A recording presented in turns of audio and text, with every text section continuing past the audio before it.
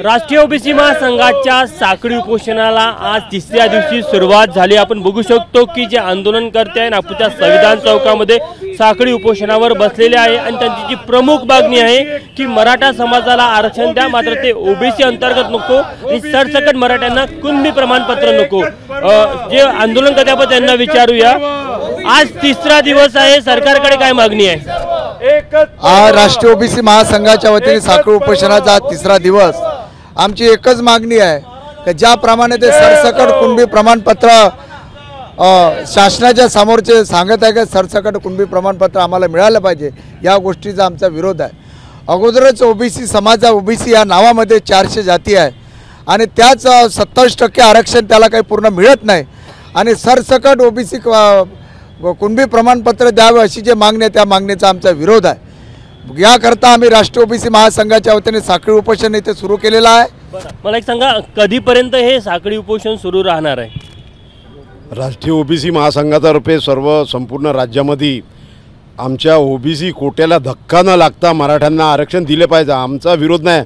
परंतु मराठ्यांनी मुंबईमध्ये येऊन एवढी छेंगड घातलेली आहे की जागोजागी बगर कपड्यांनी आंघोळ करणं, कुठेही बसणं, कुठेही चप्पल फेकणं, कोणालाही मारणं, बाकी प्रवाशांना त्रास देणं, या सर्व गोष्टीचा राष्ट्रीय ओबीसी महासंघ निषेध करते आणि जोपर्यंत आमच्या ओबीसी आरक्षणाला धक्का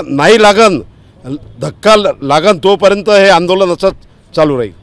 मला एक सांगा, जे मुंबईमध्ये आंदोलन सुरू आहे, मोठ्या प्रमाणात सामान्य नागरिकांना त्रास होत आहे।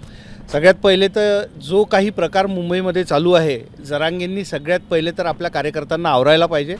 काल 2-3 गोष्टी ज्या झाल्या त्या अतिशय निषेधार्ह आहे। एक महिला नेता तुमच्या इथे व्हिजिट करते, तुम्ही तिला धक्काबुक्की करता, तिच्या गाडीवर बॉटल फेकता।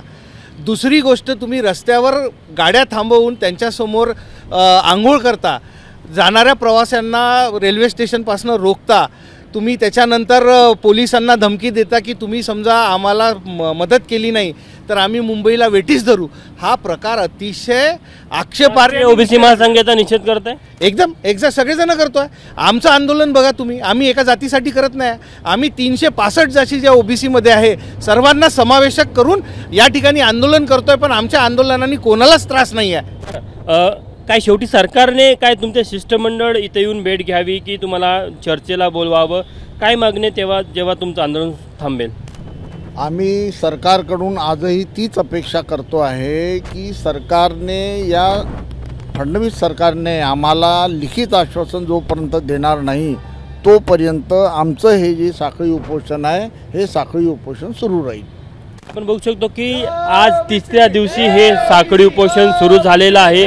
साखळी उपोषण टप्प्याटप्प्याने रोज इथे ओबीसी कार्यकर्ता येतात आणि ते या साखळी उपोषणामध्ये सहभागी होतात आणि त्यांची जी मागणी आहे की मराठा समाजाला आरक्षण देताना ओबीसी समाजाच्या आरक्षणाला धक्का लागणार नाही याचं राज्य सरकारने लेखी आश्वासन द्यावं, तेव्हापर्यंत हे साखळी उपोषण सुरूच राहील। कॅमेरामॅन मिथुन आत्मनेसह तुषार कोहळे, एबीपी माझा, नागपूर। एबीपी माझा, उघडा डोळे बघा नीट।